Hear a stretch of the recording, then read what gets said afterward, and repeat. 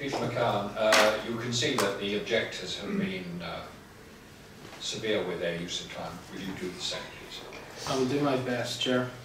Good morning, members. The applicants fully endorse the officer recommendation of approval of this application that will deliver 15 residential units within a central and highly sustainable location. Extensive discussions have taken place with your officers both pre and post submission, and it is now supported by statutory consultees including urban design, landscape, trees, policy and county highways. Prior to submission, the applicants met on site with both planning and tree officers, with the principle of development, including demolition, confirmed as acceptable. The trees to be removed were agreed at the outset, with a large number of these considered unsuitable for retention. The applicants have taken on board the comments made by residents at the recent Development Control Forum, with the development now responding more positively to context and drawing inspiration from the existing building on site. Demolition is entirely acceptable, with the existing building not listed, nor is the site located within a conservation area. As outlined within your officer report, the principle of demolition cannot be resisted. A lot of opposition has been received regarding the loss of a family dwelling on site. However, it is relevant to note that the applicants are currently developing out the site at 3 to 5 Queen Edith's Way, which will deliver a net increase of 4 family dwellings. This application was approved by this committee in April last year. The proposal will deliver a total of 15 units, a net increase of 14. As outlined within the officer report, the application does not trigger the requirement to deliver affordable housing. In applying Policy 5.5, the City Council has consistently applied this as the net increase, and as listed on the amendment sheet, this is the approach adopted by other planning authorities. The committee recently granted permission for a development at 149 Histon Road for 14 units, and this replaced a 3-bed family home. This resulted in a net increase of 14, similar to the application. A consistent approach to the application of the policy should therefore be adopted. The Affordable Housing SPD document is inconsistent with development plan policies and is therefore considered out of date and should be attached no weight in the decision-making process. This document, which provides guidance, is over 10 years old and not part of the development plan.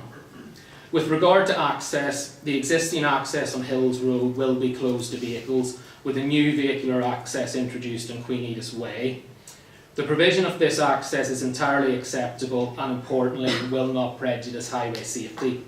Any increase in vehicular movement would be minimal, and this view is shared by the Highways Authority. The site is present in a highly sustainable location, and the units will appeal to those who do not require daily access to a car. Excellent cycling opportunities are available locally, and the site is in close proximity to employment opportunities, including Addenbrooke's and the biomedical campus. There is demand for this form of accommodation within Cambridge. With the exception of those required to be lost to accommodate the new access, no trees need to be removed from the site boundaries. The site at present is overgrown and has been neglected over the years. As outlined, the trees to be removed have been agreed with your officer, and it is relevant to note that the TPO was extended following the initial site visit. The scheme is supported by urban design, and the massing has been broken up, with the building now adopting a more domestic character. The roofscape relates better to surrounding context and character, and the scheme has taken inspiration from surrounding development. However, there is scope for a more contemporary style of development to be promoted. An acceptable relationship of 289 Hills Road will be provided, and the scheme will not result in any unacceptable overlooking or enclosure towards their property. This view is shared by your officer. With regard to the comments made by the objectors regarding this impact, these perceived impacts are entirely contrary to the views expressed by your qualified urban design and planning officers. It is acknowledged that this is a matter of judgment. However, given the relationships that currently exist and the presence of large trees subject to protection along the boundaries, the impacts cannot be described as significantly adverse. Also, Policy 310 is not relevant to this application and has not been noted in the officer's report. This is due to the fact that the existing property is to be demolished as part of the proposals. In summary, it is a large corner plot that can accommodate the quantum of development proposed. It's important to note that change does not equate to harm. An exemplar quality residential development is proposed that will enhance the setting of this part of the city and provide an additional 14 units that will appeal to first-time buyers. We support the officer recommendation of approval and hope that members will concur with that view. Thank you. Thank you, Mr. Chairman. I'm Amanda Taylor. I live very close to the site and I'm County Councillor for the Queen Edith's area. I'm currently at the County Council. I sit on the Highways Committee. Traffic, accidents and parking are three of the top things that local residents raise with me. I expect that's the case for many other councillors as well. In this particular instance, we're talking about a part of Cambridge in relation to this application with particularly heavy traffic. The area around Adam Brooks Hospital with a maternity hospital and accident and emergency department. So it is of particular critical importance. We're talking about a very busy intersection, the Hills Road, Queen Edith's Way, Long Road junction, where we consistently have parking and traffic difficulties. Despite the sanguine nature of the Highways comments in the report before you, the junction is recognised as an accident cluster by Cambridgeshire County Council. In fact, it recently went so far as to recommend a no left turn into Queen Edith's Way because of the traffic difficulties there. The County Council's recently installed new cycleways on Hills Road, funded by Greater Cambridge Partnership as well as the County Council itself, to reduce car traffic in the area. So, developments generating extra motor traffic will nullify the effect of these works and the £2 to £3 million spent on them, as new cars will replace any cars produced by the new infrastructure. Hills Road has got the highest traffic levels in South East Cambridge, and this junction is already over capacity at morning and evening peaks, as my colleague has eloquently expressed.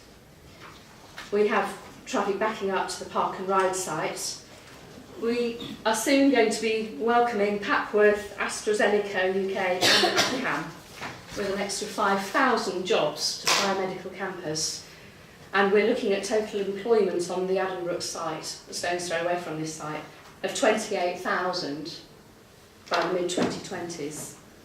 These are obviously going to add to traffic congestion, so we must look very, very carefully at any new developments which could make existing traffic even worse, bearing in mind what is coming.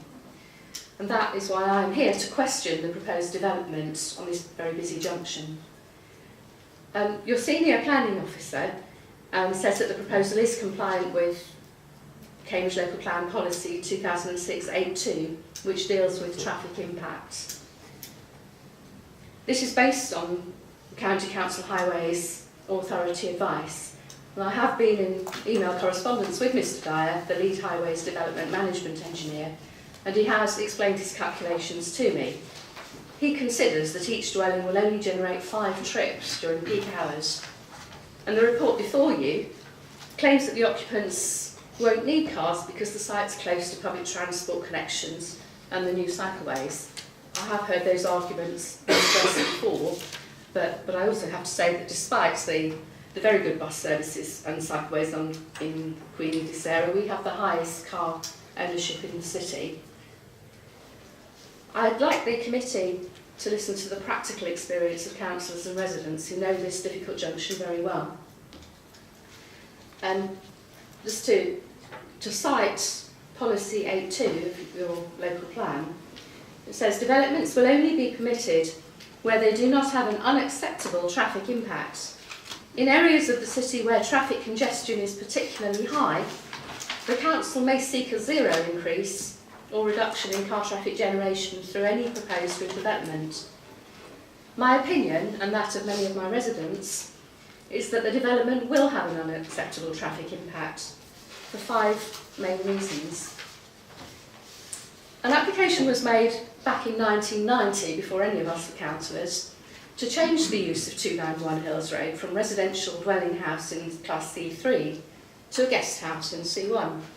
And that application was withdrawn because the increased traffic so close to the busy intersection was not acceptable.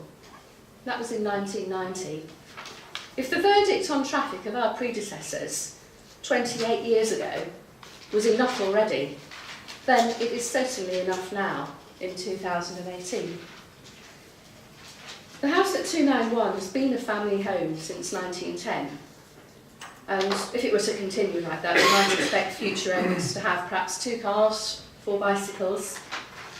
The proposed development provides for 16 car parking spaces, including one for disabled people, and 34 spaces for bicycles. That's 8 times as many. Since the junction is already at capacity at rush hour, any additional vehicle is going to be an extra one in these traffic queues. There are going to be difficult manoeuvres for cars, bikes leaving the site, as well as delivery vehicles. And the proposed new entrance on Queen Edith's Way is only 45 metres from the stop line. Most colleagues are going to want to travel south, north or west and will have to turn right, as Councillor Moore explained. Looking at pedestrian movements, there are pedestrian crossings on 3 arms of the junction, but there's no pedestrian crossing on this part of Queen Edith's Way. And any awkward traffic movements so close to the junction must be a risk to pedestrians. And these include people going to the hospital, many of whom, by the nature of people going to hospital, have mobility difficulties, and also a lot of children going to and from school. We have 4 schools very, very close to the site: Netherhall on Queen Edith's Way itself, the Purse on Hills Road, and 2 primary schools which are accessed from Queen Edith's Way. Given the extra traffic that we're having entering Queen Edith's Way from this junction, residents a few years ago did raise the possibility of an extra pedestrian crossing with Mike Davis from the County Council's cycling team, and I'd like to quote his response.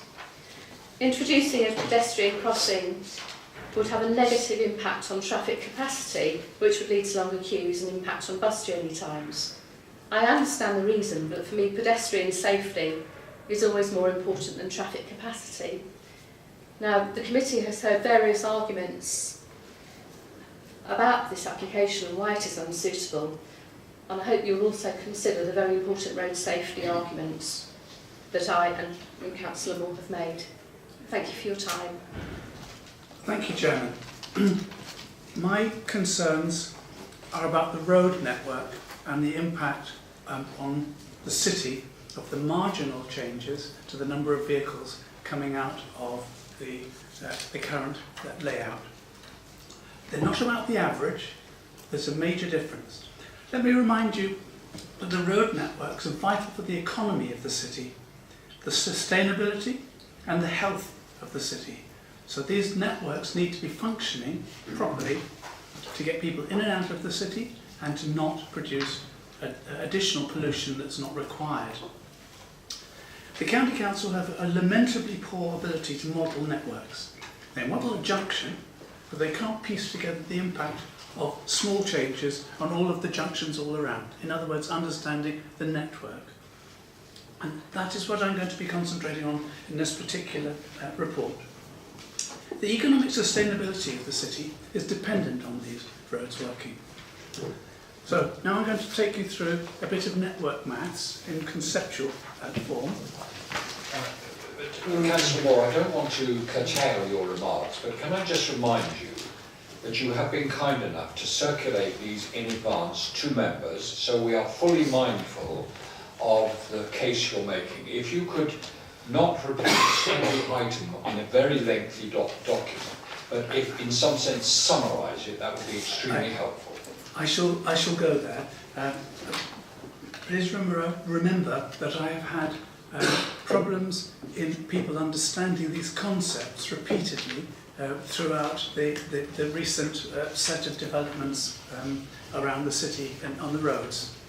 So, first of all, we know that this is it's the major junction that lets vehicles in and out of the city that we're talking about. It's been recognised as such for decades. as the major route in from the south. So this is not a minor intersection. Second of all, it's already a big pinch point. Long traffic queues at peak time.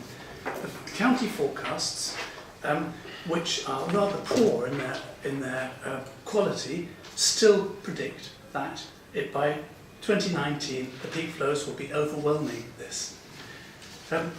So the concept that an average increase of only a small number of vehicles coming in and out during peak time is going to be the same as those average number of vehicles coming in and out during ordinary open times for the roads is totally fallacious. One vehicle, one additional vehicle coming out of this, of that exit, turning right, could jam up the whole of the south of the city. This hasn't been modelled, but I'll show you how this will happen. So, you can see from the diagrams that the point of the network is to get as many vehicles through these junctions, through the roads, for economic purposes, to get to school, to do all of the things that economy requires. Now, we're already, if you look at the journeys per hour graph there, we're already floating around between A and B on this graph.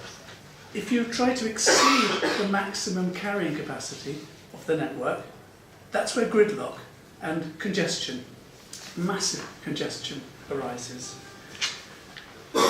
So let me now take you through the corollaries of this, and I'll take you through the structure of the exit in a minute. If we get gridlock at this junction, the corollary will be the southern end of the ring road will be locked from Trumpington right the way around, Fendon Road, and so on. All of the junctions around will become gridlocked. The most critical of those may well be the Addenbrooks, the major Addenbrooks roundabout. That will prevent the key workers and things from entering that way, and will have a significant additional impact on the ability to recruit and retrain staff. We already have huge problems retaining teaching and nursing staff. Councillor Moore, I must stress there is no need for you to point out the implications of congestion for Cambridge. I think we're well aware of what those might be. Can you confine your remarks to this particular application? These remarks are all very pertinent to this particular application because of the implications of the massive increase in congestion that will occur around there. So, I'm not going to talk about buses. I am going to talk about pollution because these vehicles that are queuing will add very substantially to the air pollution that we have. The air pollution is a significant complication of networks failing, just as the travel times are and the economic costs. So now let's look at the egress from this from the exit from 291. It's 20 metres. It's 3, 4, 5 cars. 5 cars when they're really packed together. It's 3 or 4. I've been observing it and watching it. Between the edge of the getting out, the egress, to the stop point. Now, many of you will have known that I've spent many hundreds of hours looking at these junctions around here in order to get access for pedestrians and cyclists and disabled people. This isn't about that. I'm not terribly concerned about the accidents here. I'm concerned about the impact that these will have. If they come out and turn right, they need to cross the east-flowing part. You can see on the map on the screen there. Cross the east-flowing part, which says Queen Edith's Way. Then they're going to have to cross the right turning filter. It's not a filter, a lane, to turn right up Hills Road. and then to get across 3 lanes there, or 2 lanes. Now, anyone who's observed that will know that that's just not possible. It's not possible without having to stop on blocking the eastbound traffic. Mr. Moore, I think you have made very convincingly the case that there is a traffic issue. Could I suggest that we are satisfied that you have made that case? Okay, then let's look at the corollaries of that. The corollaries are the areas around will be pushed into gridlock for quite considerable times. Now, until this junction is modelled properly, we don't know how bad that is. But it is quite likely to be significant, given the fact we are really up to just about the maximum carrying capacity of this junction at the moment. So we will get overspilled into all of the junctions all around. Councillor Moore, you are now repeating yourself. You have advanced that argument previously. I must ask you to bring your remarks to a close. So my remarks in the close are that before this is approved, I would like to see a proper model of the junction and of the impacts that it will have on the surrounding junctions. In other words, model the network components of this, because a marginal look at the traffic flows needs to be done and not an average. I will ask Ian Dyer to comment on that. Thank you. Now, Councillor Amanda Taylor.